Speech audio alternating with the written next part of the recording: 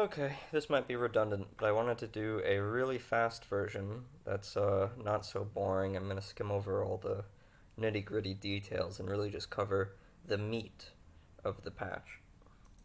So basically, deferred rendering, huge performance increases. If your computer isn't crap, if it's like mid to high tier in performance, you're gonna have quality of life FPS changes in Grim Dawn you've never seen before. I went from dipping, like my laptop is really powerful, and I went from getting single digit FPS in cluttered areas to getting never dipping below 40 FPS, usually extremely stable high 70s and up. Um, Increase in game difficulty. Veteran and Elite now give bonus experience. Uh, so here's how it kind of works. I'm glad I'm doing this video because I can explain some of the more complex changes in greater detail. Uh, it's a twofold difficulty increase until you hit ultimate, where it's a one-dimensional difficulty increase and only partially effective. And by that I mean uh, the stat bonuses monsters get now in normal, veteran, and elite have just been improved, period. But on top of that, monsters and bosses from the vanilla game have also gotten their base stats updated somewhat, and a lot of enemy and boss skills from vanilla content have gotten improvements. So, like the Warden, Cronley, etc. So, the reason for this, is, aside from the fact the game got so fucking easy, is that uh, Forgotten Gods expansion and Ashes of Malmouth expansion are about on par with each other in difficulty, and they're notably harder than all the content from Acts like 1 through 4. So this is just to kind of bring up Acts 1 through 4 to feel more even with Ashes of Malmouth and Forgotten Gods, so you don't feel like a huge power spike going into them. It feels more consistent. I think that's a really healthy change. And again, this doesn't really impact Ultimate much. Except one-dimensionally, it'll make the earlier acts feel more like Forgotten Gods and Ashes of Malmouth, uh, but but there's no stat change to Forgotten Gods and Ashes of Malmouth content in Ultimate. Uh, so so Ultimate should feel very familiar. It just means the earlier acts should be more fun if you like a challenge. But on Elite, Normal, and Veteran, you'll notice the biggest difference, especially if you think you can take on many mobs early on without twinking your character. They can actually kill you now on lower difficulties. So I really like the change.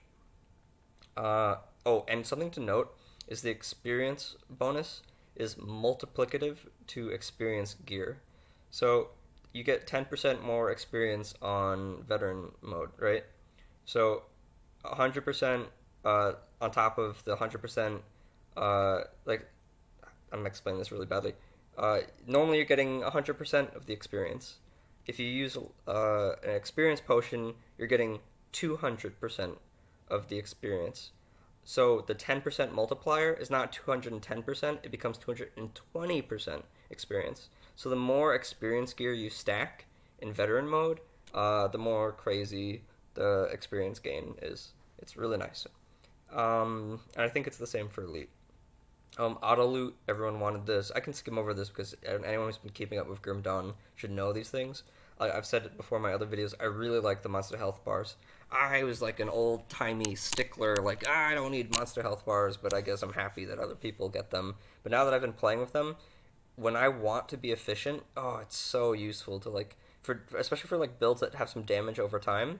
Like, I can visually see huge packs that are at, like, 1/3 of their health, and I know I can walk away from those. Those are going to die, and I can go focus on the monsters in the distance. So I like it a lot. Slathsar was nerfed in Shattered Realm. He was definitely one of the most frustrating, hard to deal with bosses, and it's a significant quality of life improvement to dealing with him. He's still a bitch. He's still up there as the highest bitch, but he doesn't feel like completely unfair anymore.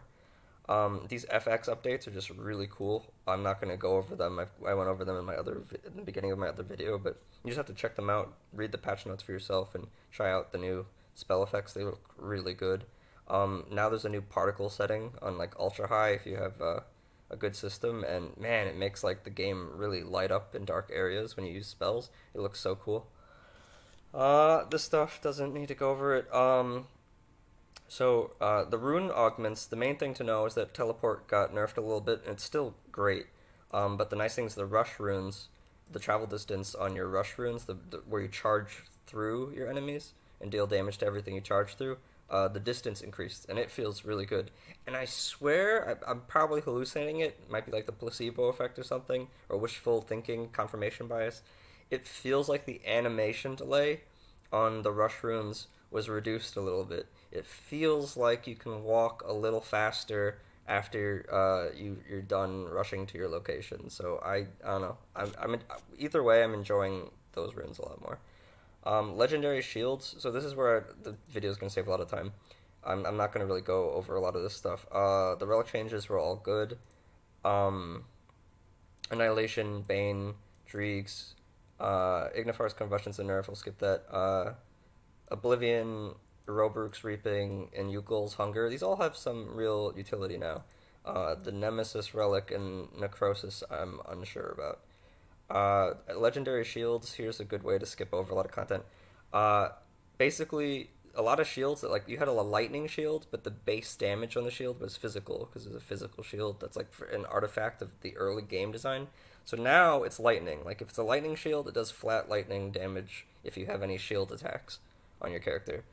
It's a positive change, but shield problems run way deeper than that, and I found most of the shield changes to be uh, from just from a cursory view. I haven't tested them thoroughly enough, but the shield changes, in my opinion, were inadequate.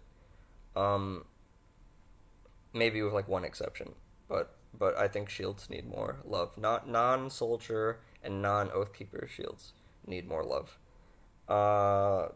Skip over a bunch of this stuff. I don't need to go through this. A few augments got a lot better. Soleil's Glare change is really nice. The Witch's Black Flame change is nice. Atef's Promise is really nice. Malmus Heart I don't particularly care about. Uh, I'm just trying to skip over all like the. Okay, so here's another important one. Bloody Crystal reduced percent bleed damage to 12%. So that's really it's a good change. It's a lot less bleed resist than it used to have. Here's why it's a good change, even though it's a big nerf. The Bloodied Crystal is still better than Runic Topaz. Like all characters, it's terrible. All characters pretty much just use two Bloodied Crystals. Like every single one of my characters, I think, except barring like I have 137 level 100s now. I think a handful of them don't use two Bloodied Crystals. I think almost without exception, they all use two Bloodied Crystals. And even with this change, that's true. But the problem was that Bloodied Crystals used to give you so much bleed resist that it made bleed resist worthless in other items. So I found myself like giving feedback on like armor pieces, like, oh, could you change the bleed resist to elemental resist because it doesn't really need the bleed resist. And I kept giving these feedback, and then I realized, you know what, the problem isn't these armor pieces. The problem is that Bloodied Crystal is too good, and it's making me not value bleed resist. So by nerfing Bloodied Crystal, it makes bleed resist on armor pieces more valuable, less replaceable, and that's good. It's good for the diversity of armor. Amarust and Crusher I will mention just because now it gives you 0 cooldowns spamming Amarust's Blade Burst with minus 50% total damage. That's like modified, so 50% less damage. It doesn't matter. You can get like over an 8-meter radius of this thing. You are auto attacking, spamming in 8 meters around your character. This thing is fucking insane. It might be OP. I don't think the damage is OP, but like the crowd clearing is so much fun with this item. I really like it now. I do really want to skim over these, but the Brutal Axe buff is really powerful. A lot of these changes just need to be tested. Like Crimson Spike is really going to need more testing after this. Storm Serpent got a conduit change that fits like a glove into it. That probably needs testing. There's just so much going on. The main thing is two-handers. Let me see if I can find it. Not like that. Da da da da.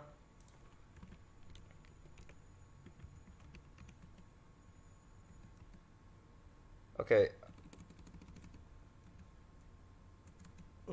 So basically, if you see here, it says monster frequent, increase skill bonuses on all two-handed monster frequents to +4 if they're not already.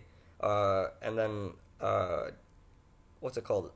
Da, da, da, da. A lot of two-handed legendary items that gave like +1 all skills to a class, they now, I think, across the board give +2. So sometimes it's like +2 to two different classes.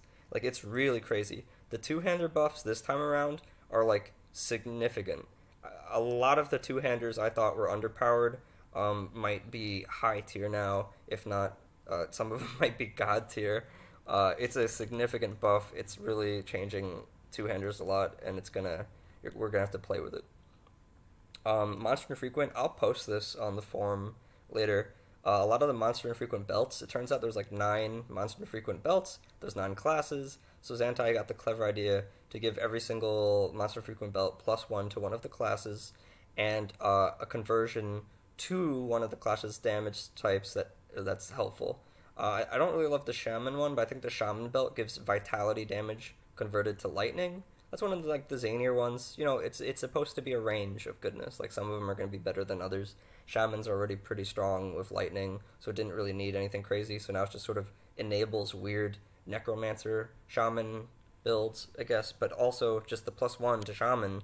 Like, these belts you can get at low level, mid level, high level. There's multiple leveled versions of these belts, and they all have a +1 to a class. So again, I'll post it on the forum. But basically, this really helps people leveling. This is like a really good change. Some of the belts had, I think a couple of them, it's kind of a shame they were changed because they were actually pretty good for the defensive stats. But it's fine. You know, we'll adapt. Feedback will be given. Maybe a couple new craftable belts can be added to like gain back what we lost of the good monster frequent belts. But most of these belts used to be shit, so it's a welcome change. Again, I'm going to skip over a lot of the really specific stuff, but I want to get into I can summarize. So yeah, two-handers got buffed. I made some threads that got a bunch of non-set torso pieces, shoulder pieces, and I think some helms were buffed. Mostly the non-set torso pieces and some belts. Basically, I got a lot of non-set items that were seeing 0 use that conflicted with set items buffed. So not as many boots, because there aren't really any sets with boots. But like, there's a lot of sets with torso pieces, there's a lot of sets with shoulder pieces, and so I try to get those slots buffed because they were so bad in a lot of cases. If they weren't part of a set, they just weren't seeing use because sets were so powerful. And I don't mind the power level sets. I think, you know, a few were overtuned and now they're being nerfed. Blood Rager got nerfed, etc. Zuin's set is in a fair place. Mortar Trap got nerfed. So, you know, that's fine. But I'm like okay with the average power level of sets. I think is good.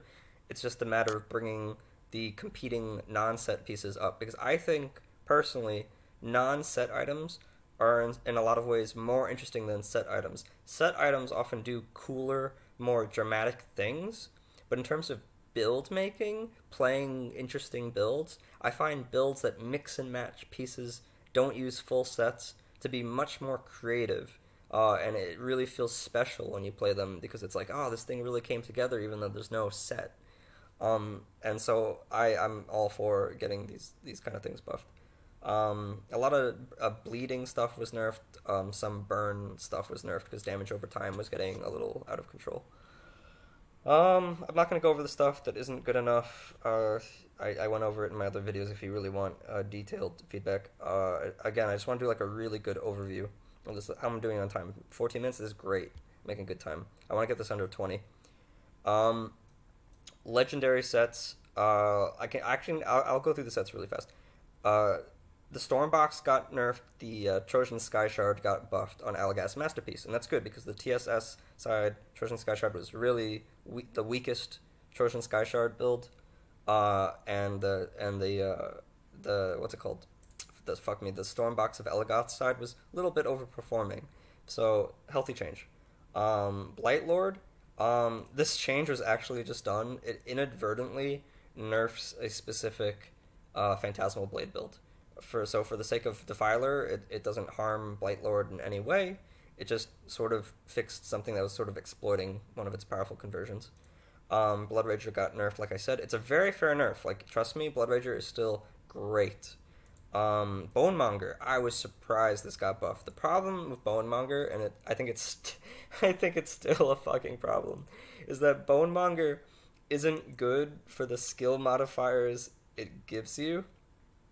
I've seen like apostates use it. My friend Valinov makes really good builds with Bonemonger. Some really good two-hander builds, actually, both ranged and melee.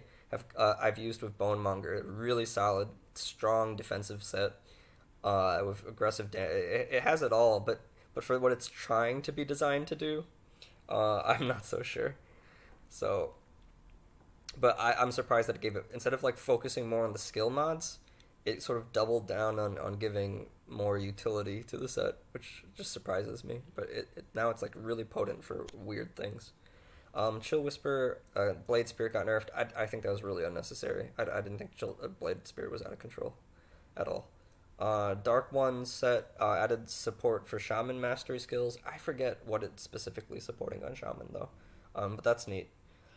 Death Guard, a little bit better for Shadow Strike. That's fine. Deathmark Shadow just got nerfed. It's a little squishier now.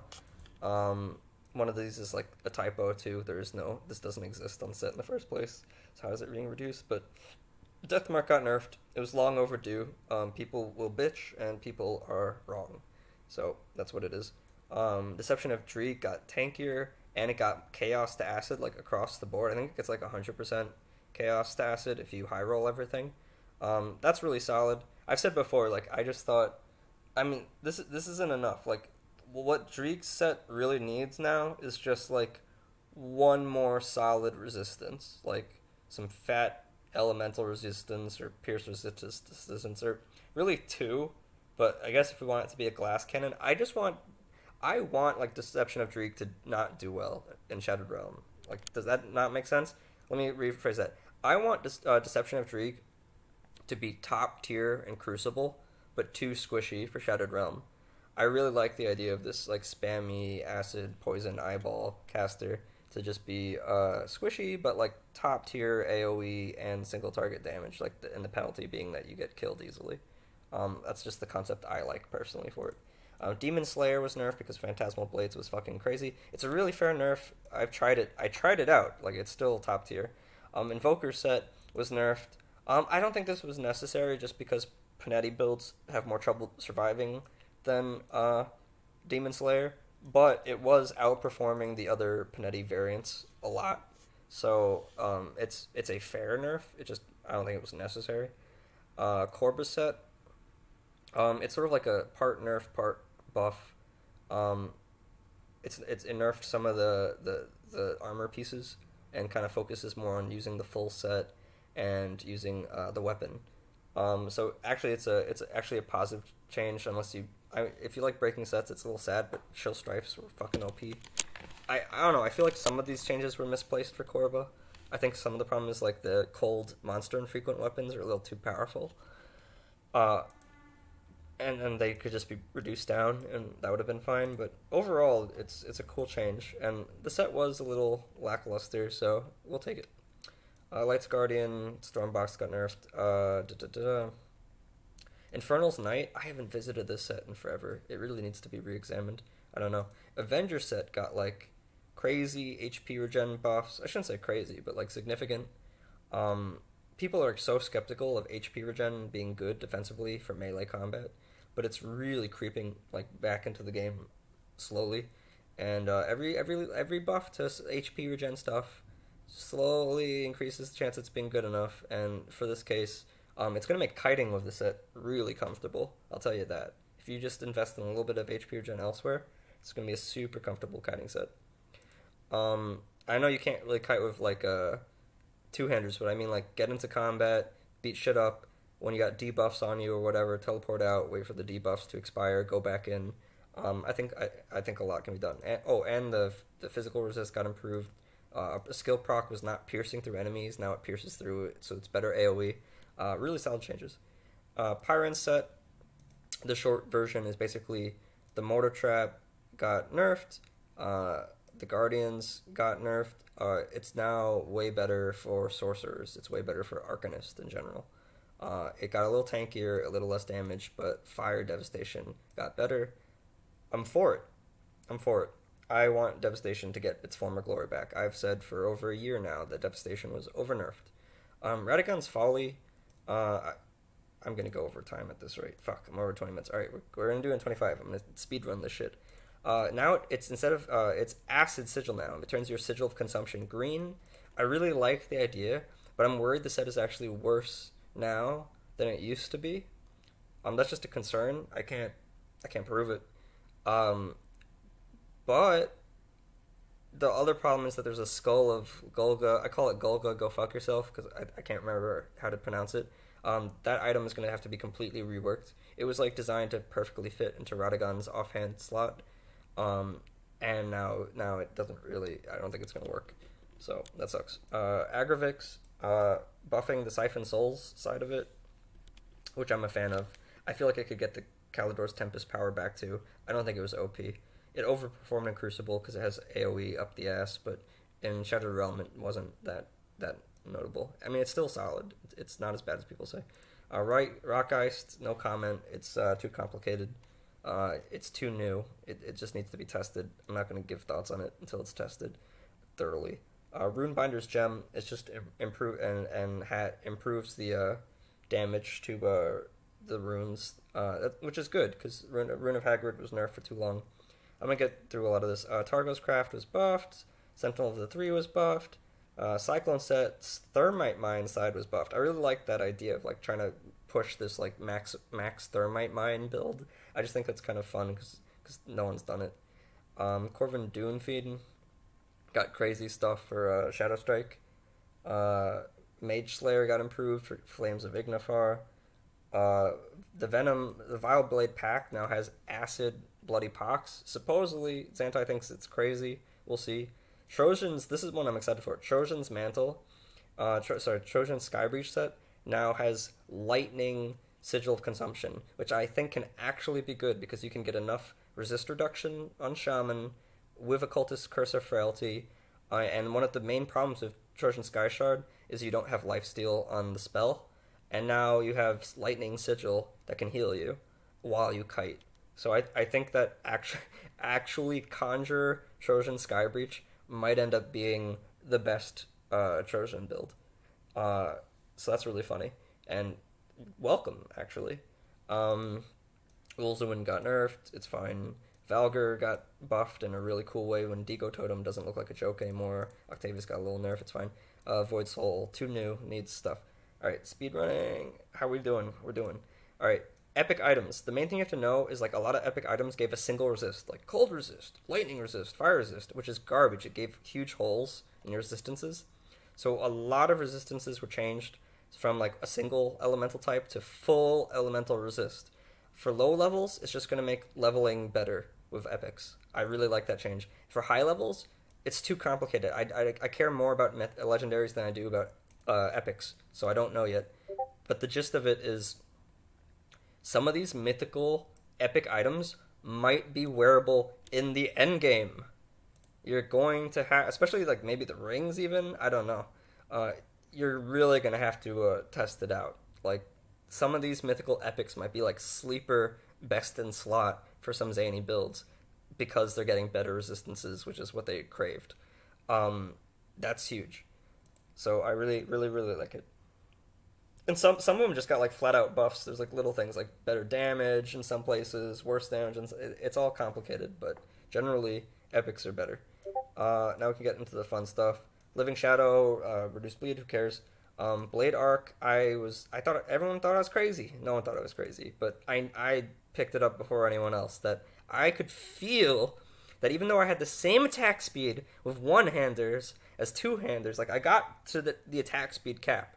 200% attack speed cap, and I felt I was attacking a little slower with one-handers, dual wield or one-hander and shield, than I was with two-handers. I knew it. I felt it in my gut. So I actually fucking recorded it, and I noticed like it looked like a small difference, and I couldn't tell if I was just timing it bad or not, but turns out that two-handers were 20% faster in their animations than one-handers, and this does affect combat.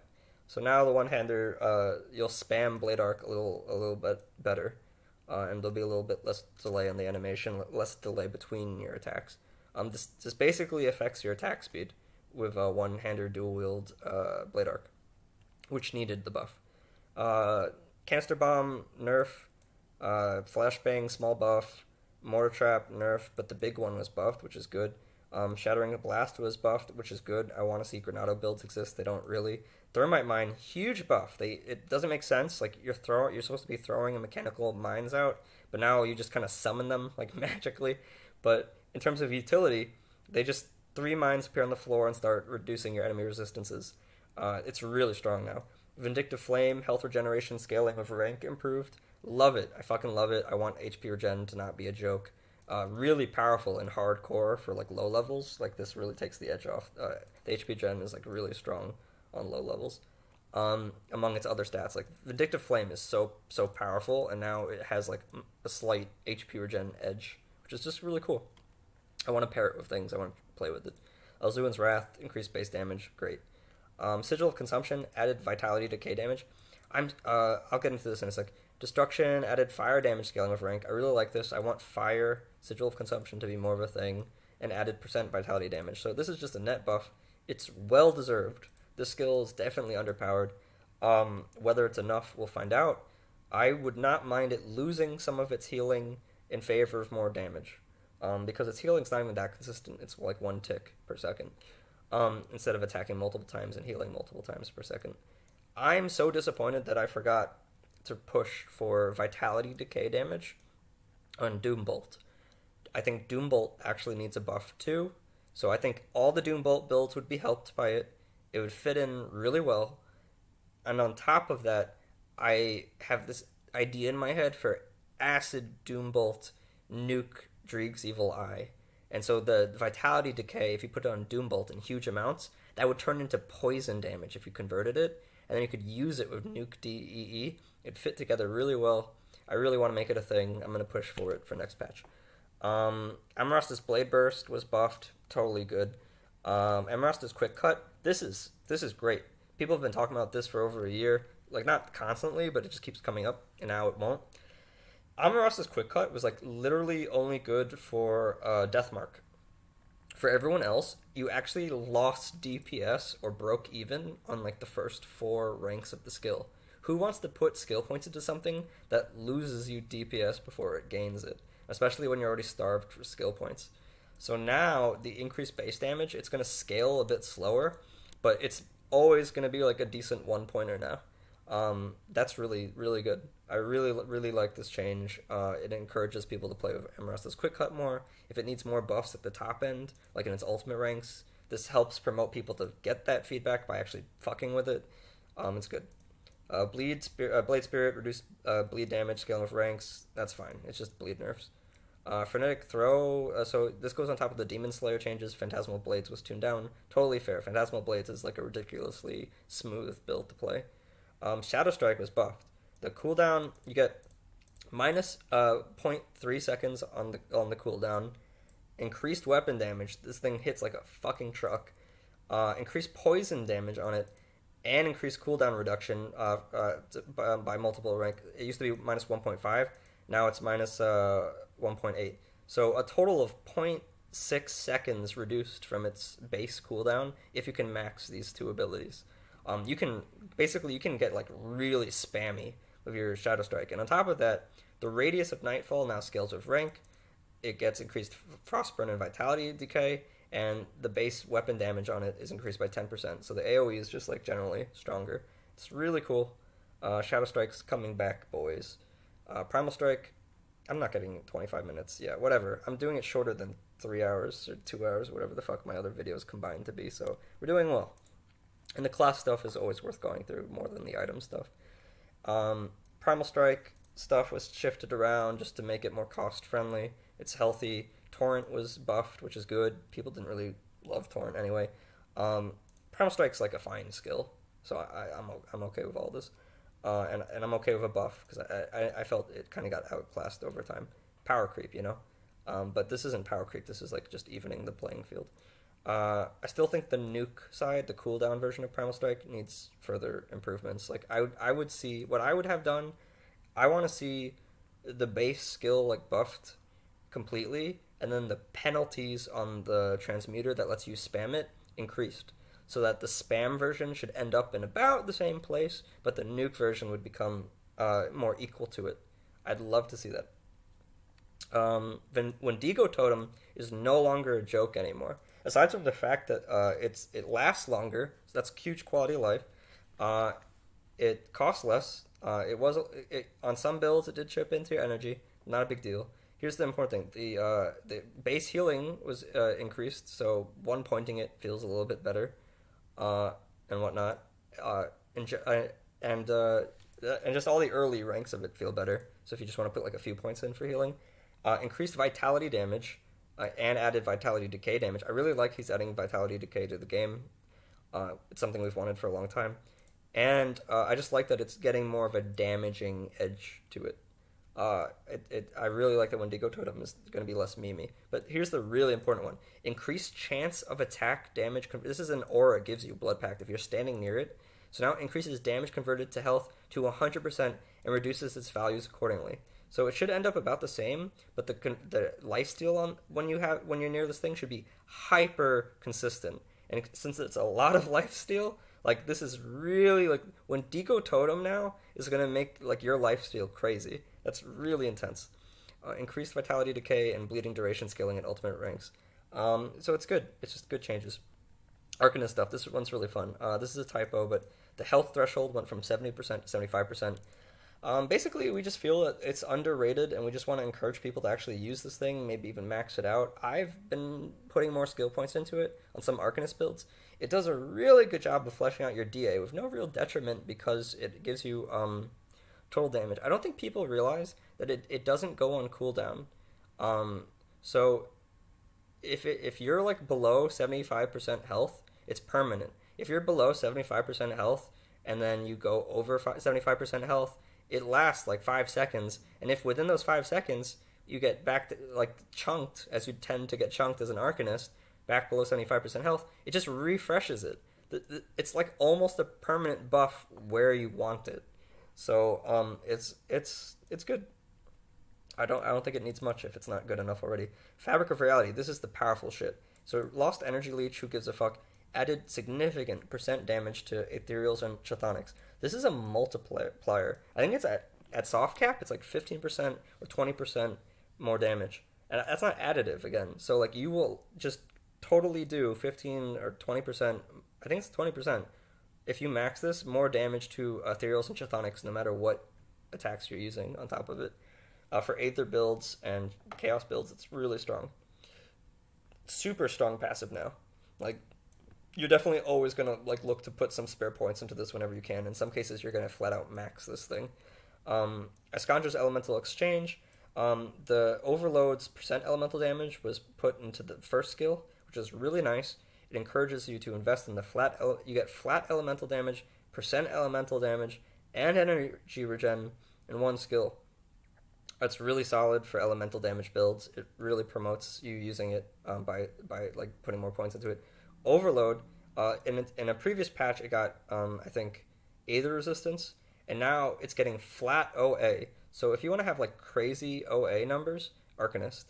So even though it lost this, like because it has the defensive Aether resist, which is premium for a lot of people, because Aether monsters tend to reduce your resistances a lot. And it has flat OA and like significant amounts. I think it's like 120, 125 at soft cap. Like, God, you're going to want to try to find points to put into this often. And Elemental Balance, which is already great for the crit damage, gets Elemental Dot Duration, just which makes it so that when you're cutting around, your damage, some of your damage is going off more. Like, really good changes. This is extreme, too. Maven's Sphere of Protection, remove damage penalty. You got... all Arcanist builds use this, without exception. You want to know it's universal?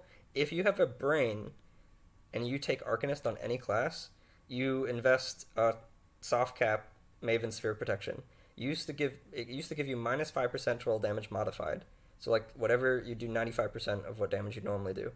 You're getting that back. So for all builds of Arcanist, That is a 5.56% increase in damage output. Conversion, slow resist scaling now is increased to match the other resists. That's really good. Slow resist is really dangerous. So now your cast speed or your attack speed won't. It's a really easy way to get slow resist. It's really underrated. Like you never think you need slow resist until you're fighting like Gravathul or some of the slow super bosses and challenge monsters, and they fuck you up when you have like when you're slowed, you're attacking less, so you're healing less. So conversion's great. Mental alacrity, increased energy scaling. Who cares? Increased cast speed.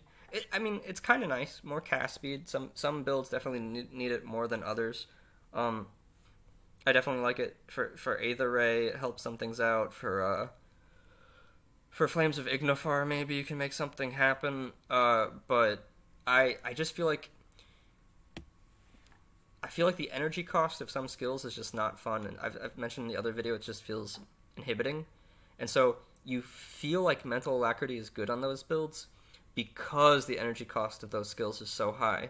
But if the energy cost of those skills wasn't so high, you'd realize that mental alacrity is not that great. It is artificially inflated in value by their super high energy cost of just like a couple of skills. So I still think it could use like an additional stat. Just like anything half decent, and also mental alacrity would also be a good passive. I think it's like one decent stat away from being like a solid, like something more generically useful. But I don't know what you'd fit onto Arcanist. I don't really want it to be a defensive stat. I like Arcanist as a glass cannon. Reckless Power, increased Aether damage scaling with rank. This second part is not important, but just more Aether damage for melee or ranged Aether builds. It's cool. Or even Kalidor's Tempest, if you want to go that route. So there's some weapon damage in there. So it's solid. It's a solid change. Infernal Purge. So I like this. The crit damage just gets crazy now on Flames of Ignifar, and Inquisitors also have Deadly Aim, which makes their crit crazy. So Inquisitors are becoming like a real crit class, and I like it for Flames of Ignifar. It needed the buff. Rune of Hagrid. This is something people should be celebrating about. People are already, before they're even testing it, they're saying it's not enough. It's true that it's not its former glory, but its former glory was a bit OP. Basically, Rune of Hagrid shoots out 7 like ice projectiles, and what's really crazy about it is that if you plant it right underneath an enemy, all 7 projectiles when they spawn could hit the enemy at the same time. So whatever damage you saw in the skill was multiplied. There were cases where you could set down a bunch of like Rune of Hagrids like in advance because it's like a trap skill, and then kite the boss into Rune of Hagrid, and the boss would instantly die, like even tanky bosses. It was nuts. And so they nerfed it so that it does normal damage when the ice particles like spread out, but at the core, at the center of the rune, they did 30% less damage. Now it's reduced to only doing 25% less damage, so that's a significant buff.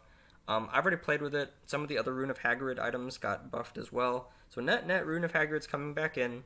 If it's not good enough, I would say the sweet spot's 20%. 25% might be sweet enough, but I have a tendency of wanting caster skills that don't heal you to be stronger, because one of the benefits of being a weapon damage build is 1, you feel like you're in everyone's face, but 2, you're life-stealing constantly. So if you have to kite around, it has an activation time, it's a little clunky to use. I feel Rune of Hagrid should be top tier damage, just not god tier damage. Like, nothing should really be god tier, unless it's like you hyper specialize. So maybe 20% would be the sweet spot, but it's definitely like a good skill again. Harbinger of Souls, added vitality damage. This is really solid. People are skeptical about it, but like, what's the worst case scenario? Worst case scenario is like, give it more vitality damage. Look at the vitality items and support it a little more. The main point is that vitality damage builds that were like not spells were underpowered. Like melee vitality, ranged vitality was weak, but spellcaster vitality was fine. So there's, with all the itemization changes and this, there's more of a push to make vitality damage weapon builds better. So it's a positive change, and it might already be good enough. Oathkeeper. I really, really love these changes. I saw some people bitching. They're wrong, right? Ascension, reduce percent all damage to match the percent all retaliation damage. I'm really glad we're closing on Oathkeeper, because I'm going to give some real thought out. I've thought about Oathkeeper for months. So, Ascension, reduce the all damage to match the retaliation damage. This is irrelevant. Some classes lose a bit of damage, that's fine, but you really were taking it for retaliation builds and the flat damage absorption. Ascension was really a retaliation super skill, like super good on retaliation, and also just super powerful defensively. So it deserves to lose the percent all damage. That's fine. Celestial Presence. I love this change. I saw people complaining about it. Fuck them. It reduces the radius around your celestial your guardians to 4 meters, higher at max ultimate rank, and basically it lost 5% resist reduction. In most cases, you're not even going to feel it. In most cases, it barely does anything. But why I don't like crazy amounts of resist reduction is because it negates the meaning of enemy resistance. I mean, that seems obvious, but let me make that more clear. If you're a fire damage build and you're fighting fire monsters, you should kill them slower. That feels good. It doesn't feel good to idiots who like to beat everything easy and just have everything handed to them. Like dumbasses that think the game should just be universally, generically homogenized so that you feel the same way in all scenarios. No. If you actually like a diversity of gameplay, and if you like feeling that your builds are good in some areas but weaker in others, having too much resist reduction nullifies the point of enemies having damage types. Because, I have 100% fire resist reduction. Okay, well now if my enemy had 100% fire resist, well, I'm still going to kill most of them about the same time as everything else. So the 5% will affect monsters with those resist more than monsters without it. So it doesn't slow you down in most situations much, but against like nemesis monsters of those damage types, it slows it down a lot more. So I really, really like the change, and I'm going to get into that actually even more after I go through the rest of it. Eye of Reckoning. Eye of Reckoning was strong. People are saying it wasn't strong. They're just bad. Leveling it with it isn't easy. Like, you have to plan out your itemization a little bit and make some good itemization choices from vendors. But Eye of Reckoning was good. It lets you be mobile. It lets you attack a bajillion times per second, and that lifesteal ends up being ridiculous. So I could see why they nerfed it, but I was still of the opinion that even though it was really good, I didn't feel it was that broken. I felt that the Cyclone set and the Warborn set, buffing it, was broken. And the first place that we should have looked to tone it down more is those two sets, rather than the base skill. Alternatively, you could just tone down the damage reduction on Soulfire, its secondary skill, that reduces enemy damage. And then I think it would have been fine. I don't think it needed a base skill nerf. So this is the only change I actually kind of strongly disagree with. Shattering Smash got 5% more weapon damage at all ranks and increased physical damage scaling with each rank. It's great. Shattering Smash is kind of a meme. I really want it not to be a meme. It's annoying to people because it's limited to shield builds only. But shield builds need love. Some restrictions are good. I just want to make sure it's good enough that shield builds are happy to take it. Tectonic Shift, increased physical damage scaling to 108%, increased bleed damage scaling. It's mainly just to push physical Virus Might archetypes. Anyways, to summarize, it's a great patch. If you don't think it's a great patch, you're a retard.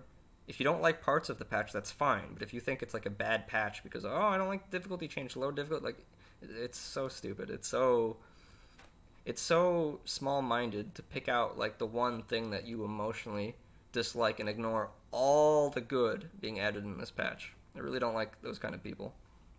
But what I want to say about Oathkeeper and why these nerfs are good, and maybe not even enough, but it's probably, like, close to perfect now, is that Oathkeeper is fucking tanky.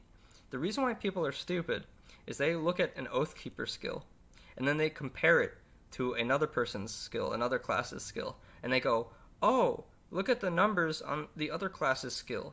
The Oathkeeper skill should be about the same. No, you have to look at the whole kit. You have to look at the damage types involved, and then you have to look at the itemization and devotion routes to support those damage types. When you're changing skill kits around, you have to take the big picture into consideration, Oathkeepers are so tanky and safe. Like, all my Oathkeeper builds, like, all of them are safer than just about every other build type except Soldier. Like, Soldier and Oathkeeper are so safe. So I'll lump Soldier into this too, because I feel the same way. Soldier and Oathkeeper builds do not need to have as much damage built into their kits because they are extremely safe to play. You know, if a tank is as fast as non-tanks, what is the fucking point of playing the non-tanks? The point of a tank is that you're supposed to know that you're compromising your damage output so that you can feel safer and go farther into challenge content. You will endure greater amounts of damage being thrown at you. You'll be able to survive better, but you're going to do it at a loss of clear speed efficiency and farming efficiency, and that's a good thing. So I wouldn't care if Oathkeeper got nerfed further. I wouldn't care if Celestial Presence got another 5% taken off it. People would still fucking max it. I swear to you, people would still max it. You take another 5% of Celestial Presence, people would still max it. If you reduce the all damage on Ascension even further, people would still probably max it or close to max it. But that's about it. The only other thing I could argue is that maybe the Oathkeeper exclusives do give a little too much in the damage area of things. But that's about it. I'm really happy with the Oathkeeper nerfs. I think Soldier and Oathkeeper are low-key a little bit OP. But that's fine. Inquisitor is a lot more reasonable now. The game has never been in a better state, in my opinion. A lot of the God tier stuff got toned down significantly. Some new God tier stuff might emerge with the two-handers, but you know what? That's better than them being shit for years. So I'm excited. This went to like 45 minutes. I'm pretty happy with how this run-through turned out. Thanks for listening.